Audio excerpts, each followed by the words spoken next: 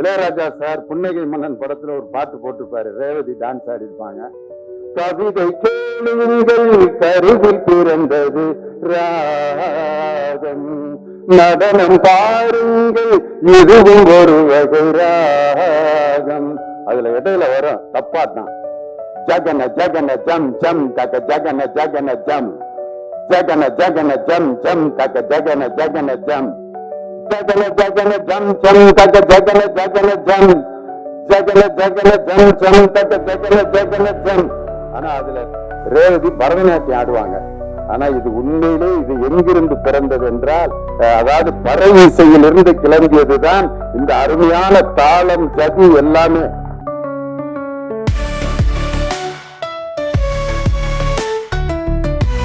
அரசியல் மேடையாக இருந்தாலும் சரி, பட்டிமன்ற மேடையாக இருந்தாலும் சரி, தனது நகைச்சுவையான பேச்சாற்றல் மூலம் மக்களை எளிதில் கவரக்கூடிய பேச்சாளர் மற்றும் தமிழ்நாடு பாடநூல் மற்றும் கல்வியியல் பணிகள் கழகத்தின் தலைவர் திண்டுக்கல் ஐ. லியோனி அவர்களை அன்போடு பேச அழைக்கிறோம்.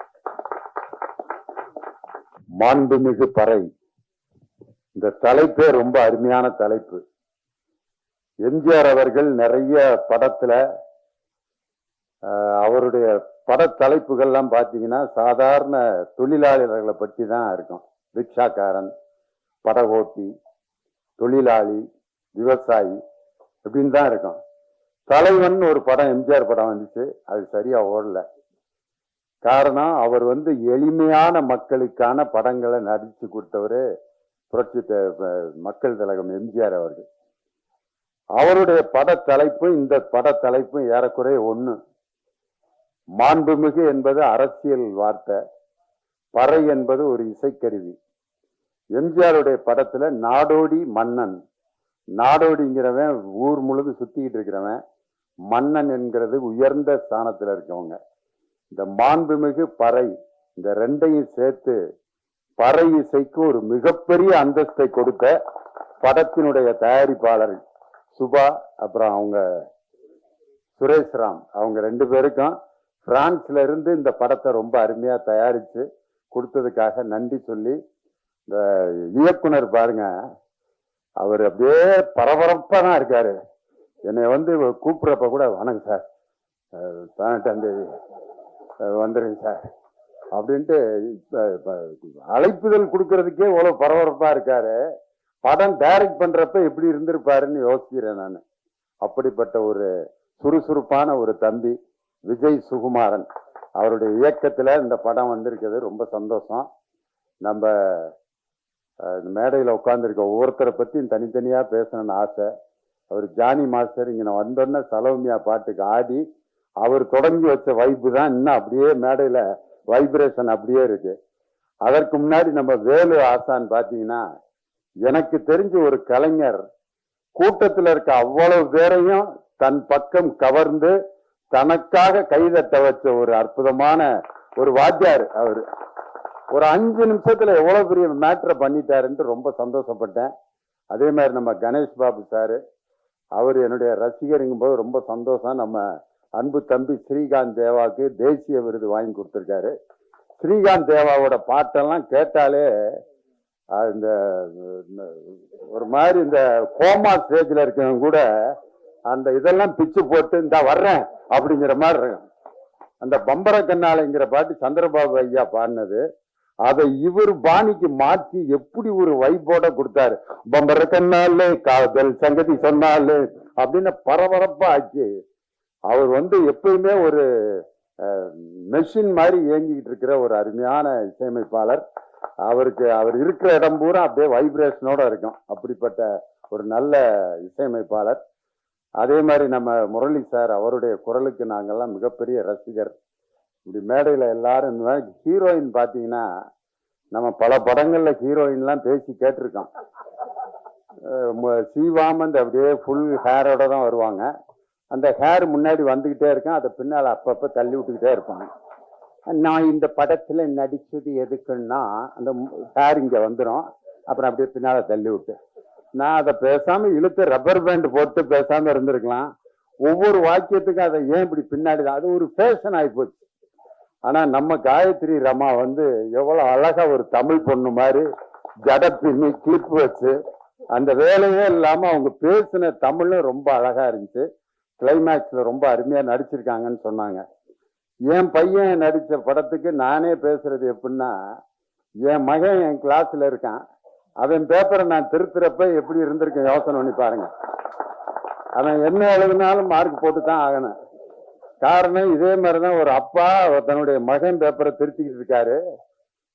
தமிழ் வாத்தியார் அவர் என் பக்கத்துல உட்காந்து திருத்திக்கிட்டு இருக்காரு. மாத்திரை என்றால் என்ன அப்படின்னு இலக்கணத்துல ஒண்ணு இருக்கு. எழுத்தினுடைய அந்த டைமிங், இக் அப்படிங்கிறது அரை மாத்திரை, காங்கிறது ஒரு மாத்திரை, காங்கிறது 2 மாத்திரை அப்படிம்பாங்க. அதை சொல்லி எழுதணும். மாத்திரை என்றால் என்ன, எடுத்துக்காட்டுகளுடன் விளக்குக. அவன் மறந்துட்டான் படிச்சத. அவனுக்கு தெரிஞ்ச மாத்திரை எழுதியிருக்கான். மாத்திரை என்பது நோய் வந்தால் கொடுக்கப்படும் ஒரு வில்லை. இது அரசாங்க மருத்துவமனையில் இலவசமாக கிடைக்கும். மெடிக்கல் ஸ்டோரில காசு கொடுத்தால் தான் கொடுப்பார்கள். அரசாங்க மருத்துவமனையில் கொடுக்கப்படும் மாத்திரையில் தானா ஆனா என்று எழுதியிருக்கும். இதுதான் மாத்திரை அப்படின்னு எழுதிட்டான். ஆனா உண்மையிலே அவனுக்கு மார்க் கொடுத்துட்டான் ஆகணும். தமிழ் இலக்கணத்தில் மாத்திரை என்றால் என்னன்னா கேட்டிருந்தாங்க. இல்ல, மாத்திரைன்னு கேட்டிருந்தான், எழுதியிருந்தான். பெத்த அப்பே ரைட்டு போட்டு மார்க்க போட்டான் 5க்கு 5. இப்ப என் பையன் நடிச்ச படத்துக்கு நானே போய் பாராட்டி பேசுறது அவ்வளவு நல்லா இருக்காது. ஆனா இருந்தாலும் ஒரு பேச்சாளருங்கிற முறையில என்னை கூட்டு வந்து ரொம்ப அருமையா இந்த நிகழ்ச்சிக்கு வந்து என் முன்னாடியே பேசினாரு. ரொம்ப சந்தோஷம். இந்த 2 அப்பா அம்மா இன்னைக்கு மேடையில ஒன்னா இருக்கான். நானு, என் பையன் தேவா ஐயா, அவருடைய சன்னு, 2 தலைமுறையும் ஒரே இடத்துல சந்திச்சது ரொம்ப சந்தோஷம். நம்ம தேனிசை தென்றல் தேவா சாரு எங்க குடும்பத்துல ரொம்ப ஒண்ணுக்குள்ள ஒண்ணு. காரணம் அவரோட பாட்டை சொல்லிதான் பயங்கர பட்டிமன்றத்துல ஹிட் ஆனான். லாலா கே டோல் டோபிமா கண்ணே கங்கம்மா இடுப்ப சுத்தி திருப்பி பாரம்மா அப்படின்னு சொல்லிட்டு இந்த பாட்டு கவிஞர் வாலி ஒரு பெண்ணை பெருமைப்படுத்துவதற்காக எழுதினார் அப்படின்னு சொல்லிட்டு அதுக்கு விளக்கம் கொடுத்தோம். லாலா என்றால் திருநெல்வேலியில் அல்வா கிண்டும் இடம், டோல் என்றால் அடுப்பு, டப்பி என்றால் மாவு வைக்கும் டப்பா. இப்படி அல்வா அடுப்பில வேலை செய்யும் கங்கம்மா என்ற பெண்ணே, உன்னுடைய இடுப்பை அடிக்கடி திருப்பிப்பார். ஏனென்றால் ஸ்டவ்விலிருந்து தீ உன் சேலையில் பற்றுவிடக் கூடும் என்பதற்காகத்தான் கவிஞர் வாலி லாலாக்கு டோல் டோப்பிமா தன்னை கங்கம்மா இடுப்பு சுத்தி திருப்பி பாரம்மா என்று எழுதியதன் நோக்கம் இதுதான் அப்படின்னு சொன்னோன்னா எல்லாரும் உண்மையா வாலி வந்து என்னை பார்த்துட்டு கண்ணீர் விட்டு அழுதுட்டாரு. சத்தியமா நான் இப்படி நினைச்சு எழுதவே இல்லடா, ஏண்டா இப்படி ஒவ்வொரு பாட்டுக்கும் இப்படி அர்த்தம் சொல்லி உசுர வாங்குறீங்க அப்படின்னாரு. அந்த பாட்டு தேவாண்யம் பாட்டு அன்னைக்கு தொடங்கினதுதான். அவருடைய பாட்டு எத்தனையோ பாட்டு மேடையில பாடியிருக்கேன். பஞ்சு மிட்டாய் சீலை கட்டி பச்சை வல்ல ரவிக்க போட்டு தந்தி கொண்டு போறவளே நெஞ்சுக்குள்ள நீ வாரியா அடவாரி விட்டாக்க வரவழைச்சாக்க மதுதறிஞ்சாக்க வாரும் பொங்க சிஞ்சா சிஞ்சா சிஞ்சா சின். 2 பாட்டையும் ஐயா தான் மியூசிக் போட்டார். 2மே எதுல இருந்து எதை கொண்டு வந்து மேட்சிங் பண்ணியிருக்காரு பாருங்க. அவர் வந்து வெறும் கானா பாட்டு, வெறும் குத்துப்பாட்டு மட்டும் இல்ல, கர்நாடக சங்கீதத்தில் அவர் எழுதி அவர் இசையமைத்த பாடல்களுக்கு நான் மிகப்பெரிய அடிமை. ஆனந்த பைரவிங்கிற ராகத்துல ஹரிகரன் பாடியிருப்பார். கொஞ்ச நாள் பொறு தலைவா ஒரு வஞ்சி கொடி இங்கே வருவ கண்ணீரண்டில் போர் கொடுப்ப அந்த வெண்ணிலவை தோற்கடிப்ப. ஆனந்த பைரவி ராகத்துல இவ்வளவு அழகான ஒரு பாட்டு. பாட்ஷா படத்துல அந்த பாட்டு வர்ற சீன் இருக்கும் பாருங்க. ரஜினி சார் வந்து அந்த மெடிக்கல் காலேஜ் இடம் கொடுக்குறவன்ட்ட எனக்கு என்ன ஒரு பேர் இருக்கு காதுல போய் சொல்லுவார் பாட்ஷா அப்படின்னாரு. தங்க மகனோடு சிங்க நடை போட்டு அருகில் அருகில் வந்தாள் அப்படின்னு சொல்லி அந்த கம்பீர நாட்ட ராகத்துல உண்மையிலே அவர் கர்நாடக சங்கீதத்திலும் மிகப்பெரிய வல்லமை உள்ளவர். இன்னைக்கு அவர் கர்நாடக சங்கீதத்துக்காகவே ஒரு படத்துக்கு மியூசிக் போட்டிருக்காரு. அந்த படம் மிகப்பெரிய சங்கராபரணம் மாதிரி வெற்றி அடையணும்னு சொல்லி நம்ம தேவா சாருக்கு என்னுடைய மனமார்ந்த நன்றி. இந்த படத்துக்கு அவர் தான் உண்மையிலே ஹீரோ. அதனால அவருடைய பாட்டை பற்றி ஒரு தனி பட்டிமன்றம் போடலாம்னு நான் ஆசைப்படுறேன். அவர் கூடவே அவருடைய இசைக்குழுவோட வச்சு மெல்லிசை மன்னரும் நகைச்சுவை தென்றலும்னு எம்எஸ்வி ஐயா கூட ஒரு 14 வாரம் விஜய் டிவியில ப்ரோக்ராம் பண்ணான். இனி அடுத்து தேனிசை தென்றலும் நகைச்சுவை தென்றலும் சொல்லி நானும் தேவா சாரும் சேர்ந்து ஒரு ப்ரோக்ராம் பண்ணணும்னு சொல்லி எனக்கு ரொம்ப ஆசை. அந்த கனவை நனவாக்கணும்னு ரொம்ப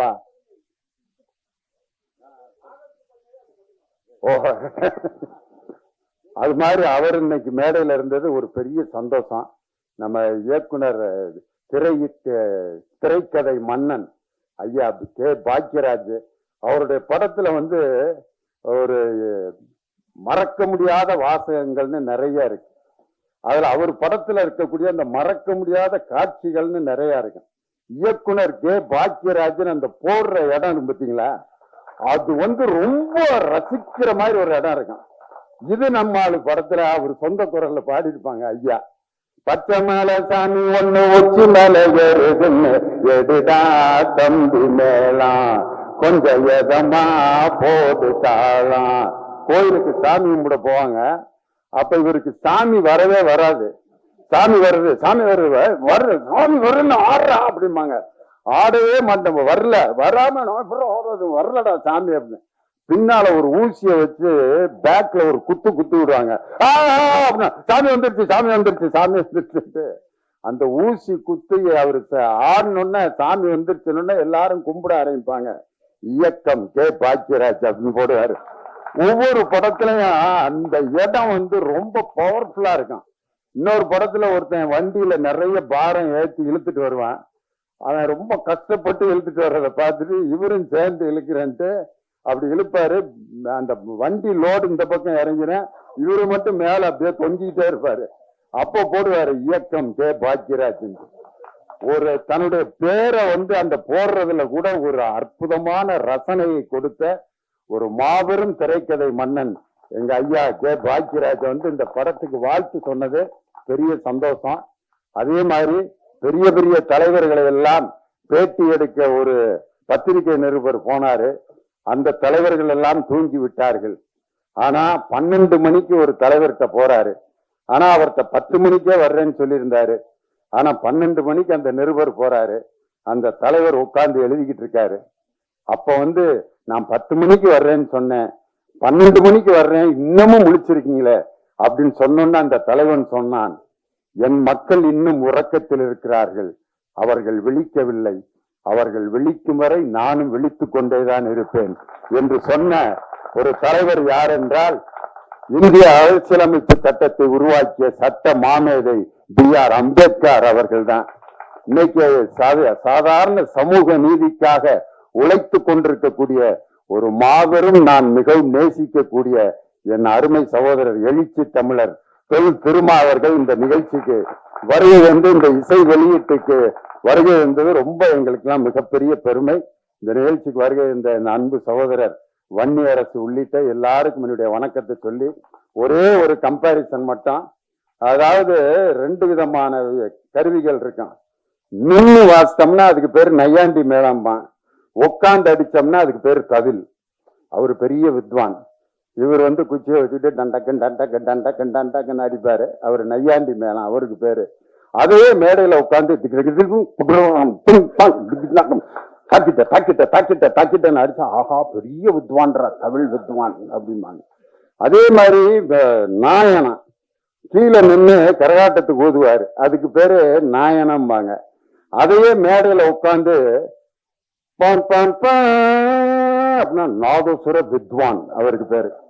நின்று வாசிச்சா அவர் நையாண்டி மேளம் நாயனா, ஆனா உட்காந்து வாசிச்சா அதுக்கே இன்னொரு பேரு.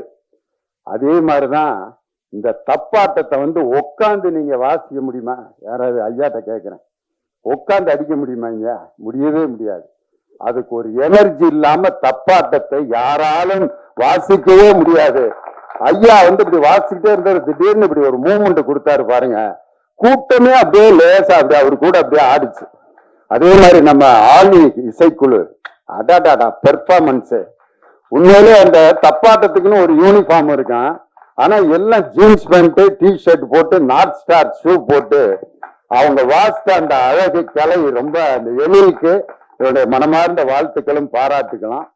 அதனால இந்த நிகழ்ச்சிக்கு வருகை வந்து இந்த அருமையான இசை நிகழ்ச்சியில தப்பாட்டங்கிறது எல்லா இடத்துலயும் இந்த தப்பு இசை வந்துகிட்டே இருக்கும். இளையராஜா சார் புன்னகை மன்னன் படத்துல ஒரு பாட்டு போட்டிருப்பாரு, ரேவதி டான்ஸ் ஆடி இருப்பாங்க.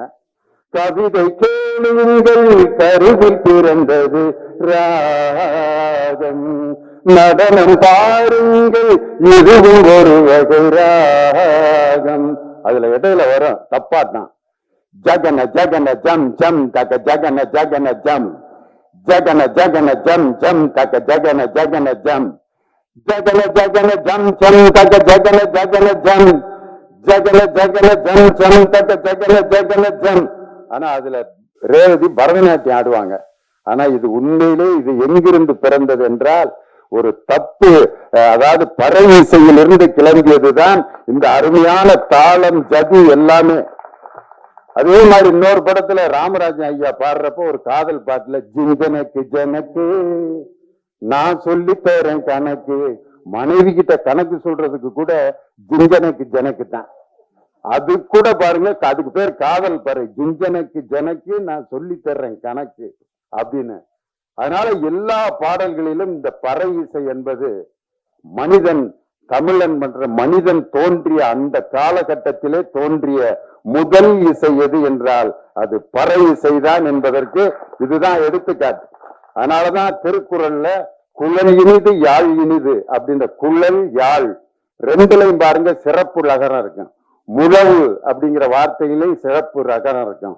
இந்த மூன்று கருவிகளும் பாருங்க, குழல்ங்கிறது ஊதுற கருவி, யாழ்ங்கிறது கம்பி கருவி, முழவுங்கிறது தோல் கருவி. இந்த மூணுலையும் தமிழுக்கு வரக்கூடிய சிறப்பு லகரம் இருக்கு அப்படின்னு சொன்னா இசையின் மூல ஆதார மொழி எது என்று சொன்னால் குழல் இனிது யாழ் இனிது என்று வள்ளுவரே எழுதியிருக்காருனா 2000 ஆண்டுகளுக்கு முன்பே இசையில் தோன்றிய இனம் தமிழ் இனம்தான். அவனால் உருவாக்கப்பட்ட இசை இந்த பறை இசை. அதனால அந்த மிருதங்கத்தில எல்லாம் பாத்தீங்கன்னா வார் பிடிக்கிறது சுதி சேர்க்கறதுலாம் சொல்லுவாங்க. பறையில எல்லாம் சுதி சேர்க்கறது ஒண்ணும் கிடையாது. நெருப்ப மூட்டி ஒரு காய்ச்சுவாங்க, டங் டங் டங் டங் டங். இன்னைக்கு பனியில இருந்த நிலைமை தண்டங்க தண்டங்க தண்டங்க எழிலோட இது ரொம்ப ஒரு நெருப்புல மட்டும் காய்ச்சி இருந்தா இன்னைக்கு இந்த இடமே அப்படி அதிர்வு இருந்திருக்கான். அதுல அந்த வார் பிடிக்கிறதுங்கிறத தில்லான மோனம்பால் படத்துல நாகேஷ் பாத்தீங்கன்னா அதுல சவுடால் வைத்தியா நடிச்சிருப்பாரு. ஏன்டா அம்பி சண்முக சுந்தரம் மகாராஜா ஊதுறது கூப்பிடுறாரு வர்றாரா, ஏண்டிமா மோகனா இங்க மகாராஜா கூப்பிட்டு வந்துட்டு இருக்காரா அப்படின்னு பேசிட்டே இருப்பாரு. அப்ப பாலையா சொல்லுவாரு, இந்த நரம்பு பயல வாறு புட்டுச்சா எல்லாம் சரியா போரும்டா அப்படின்பாரு. அந்த நாகேச நரம்பு புயல வாறு புடிச்சாம்பாரு. அந்த மிருதங்கத்துல சுருதி சேர்க்கிறதுன்னு ஒரு இடம் இருக்கு. ஆனா பறை இசைக்கு அப்படிலாம் இல்ல. மக்களுடைய எண்ணங்களிலும் மகிழ்ச்சியிலும் ஒவ்வொரு விஷயத்திலும் உருவானது இந்த பறை இசை. விலங்குகளிடமிருந்து தன்னை காப்பாற்றுவதற்காகவும் மற்றவர்களுக்கு செய்திகளை அறிவிப்பதற்காக உருவாக்கப்பட்ட இசை இந்த பறை இசை. எங்க ஊர்ல இந்த பறை இசை எப்படி பயன்படுத்தினாங்கன்னா 2 குரூப் இடையில திருவிழாவில் சண்டை வந்துருச்சு. அடிச்சு கொல்லாம விட மாட்டான் கத்திக்கிட்டு இருக்கான். அவங்க எங்க ஊர் நாட்டாம்காரர் வந்தாரு. எப்படா அவங்களை ஸ்டாப் பண்றதுன்னா பறை இசை கலைஞர்களை ஒரு 50 பேரை 20 பேர் இருந்தாங்க. வாங்க GN வேலுச்சாமி குரூப், அவங்க வந்து சப்பரத்துல வாசிக்கிறதுக்காக வந்திருக்காங்க. இங்க வாங்க இந்த 2 பேத்துக்கு இடையில அடிங்க எல்லாரும் அப்படின்னு. இவன் பேசுறது அவனுக்கு கேட்கல, அவன் பேசுறது இவனுக்கு கேட்கல. கேட்டா தானே திருப்பி சண்டை போடுவேன். அடிச்ச அடியில இவன் பேசுறது அவனுக்கு கேட்கல, அவன் பேசுறது இவனுக்கு. சண்டை முடிச்சு அவன் பாட்டுக்கு போயிட்டான். நாட்டாம்காரரை பார்த்தேன், ஐயா எல்லாத்துக்கும் அறிவிக்கிறதுக்கு தான் பறைய பயன்படுத்துவாங்க, நீ சண்டைக்கு சமாதானத்துக்கு பறைய பயன்படுத்தின ஒரே ஆள் நீதாயான்ட்டு. அதனால இது போர் பறை மட்டும் இல்ல, போர் நடப்பதற்கு போரே நடக்காமல் சமாதானம் செய்வதற்கு கூட இந்த பறை என்ற இசை உதவி செய்யுங்கிறதுக்கு இதுதான் எடுத்துக்காட்டு. அப்படிப்பட்ட அருமையான பறை இசையை பற்றிய இந்த மாண்புமிகு பறை என்ற படம் டிசம்பர் 12ஆம் தேதி அன்னைக்கு ரிலீஸ் ஆகுது. சூப்பர் ஸ்டார் சூப்பர் ஸ்டாரோட ரசிகன் எங்க ஐயா தேனிசை தென்றல் தேவான்னு சொன்னாங்க. நான் அதை மாத்தி சொல்றேன். சூப்பர் ஸ்டாரோட ரசிகன் ஐயா இல்ல, தேவாவோட ரசிகன் சூப்பர் ஸ்டார் ரஜினிகாந்த். காரணம் அவருடைய தேவாதி தேவா அப்படிங்கிற அந்த நிகழ்ச்சிக்கு அவர் வருகை தந்து அந்த தஞ்சாவூர் மண்ணை எடுத்துங்கிற பாட்டை அந்த சிங்கப்பூர் அதிபர் நான் சாகும் போது இந்த பாட்டை போட்டுட்டு தான் நான் என்னுடைய பாடியை அடக்கம் பண்ணணும்னு சொல்ற அளவுக்கு ஒரு சிங்கப்பூர் அதிபர் இறக்கும் போது கூட தேவான்யம் பாட்டை இறந்த பிறகு கூட கேட்டு தான் அடக்கம் போயிருக்காருன்னா எப்படிப்பட்ட ரசிகர்களை எல்லாம் அவர் இந்த உலகம் முழுவதும் சம்பாதித்து இருக்கிறார் அப்படிங்கிறத பார்த்துட்டு அவர்தான் இந்த படத்தினுடைய என் மகனை விட அவர்தான் இந்த படத்தினுடைய கதாநாயகன் என்று சொல்லி இந்த நல்ல வாய்ப்பை கொடுத்த எல்லோருக்கும் என்னுடைய வணக்கத்தை சொல்லி எங்களுடைய அழைப்பை ஏற்று வருகை தந்த எங்கள் அன்பு சகோதரர் எழுச்சி தமிழர் இந்தியா அப்படிங்கிற அந்த கூட்டணியில் இந்தியாங்கிற அந்த இந்துல மேல இருக்கிற ஒரு புள்ளி இருக்கு பாருங்க, அந்த புள்ளி தான் என் அருமை சகோதரர் திருமா அவர்கள். அந்த புள்ளி எடுத்துட்டா இனதியான் மாறிடும். அதனால இந்தியாங்கிற அந்த வார்த்தையில் இருக்கும் புள்ளிதான் என் அருமை சகோதரர். கருப்பு, சிவப்பு, நீலம் மூன்றும் சேர்ந்து இந்த இந்தியாவில் சமூக நீதியை கொண்டு வரும் என்ற ஆழ்ந்த நம்பிக்கையில் எங்கள் அருமை சகோதரர் திருமா அவர்களை இந்த நிகழ்ச்சிக்கு வருகை வந்ததற்காக பலமுறை அவருக்கு எங்கள் குடும்பத்தின் சார்பாக இந்த டீம் சார்பாக நன்றி சொல்லி உங்களிடமிருந்து விடைபெறுகிறேன். நன்றி, வணக்கம்.